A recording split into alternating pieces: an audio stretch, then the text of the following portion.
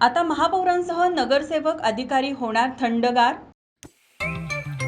जेवण म्हणजे फक्त पोटभरणं नसून ते चविष्ट आणि आरोग्यदायी हवं. म्हणूनच साई जीवन कोल्ड प्रेस्ड ऑइल बनवलंय सर्वोत्तम शेंगदाण्यांपासून. ना केमिकल्स ना उष्णता, झिरो कोलेस्ट्रॉल आणि ट्रान्सफॅट फ्री.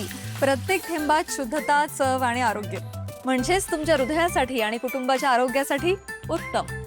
आजच साई जीवन निवडा, कारण आरोग्याला शॉर्टकट नसतो.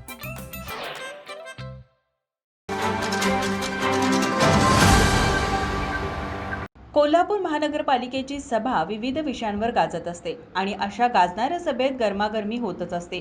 गेले 2 ते 3 महिने झाले गरमीने सर्वांचे खूप हाल होत आहेत. त्यातच 2 ते 3 वेळेस कोल्हापूर महानगरपालिकेच्या सभेतही या गरमीची झळ महापौरांसह नगरसेवकांना बसल्याचे पाहायला मिळाले. 20 एप्रिल रोजी झालेल्या सभेत विविध विषयांवर चर्चा करत असतानाच होत असलेल्या असह्य उकाड्यावर महापौरांसह नगरसेवक, अधिकारी यांच्यासह सर्वजणच हैराण झाले होते. त्या सभेतच महापौर रुपाराणी निकम यांनी पुढच्या सभेपर्यंत या सभागृहात एसी बसवण्याचे आदेश दिले होते. अन्यथा महानगरपालिकेतील अधिकाऱ्यांच्या केबिनमधील एसी काढण्याचा इशारा दिला होता. एवढी गरमी आहे या सभागृहामध्ये लवकरात लवकर एसी बसवा, अन्यथा पुढच्या दिवशीला सगळे अधिकाऱ्यांचे सगळे एसी काढायचे, सगळे अधिकाऱ्यांचे एसी काढायचे आणि सगळे या सभागृहात एसी लावायचे.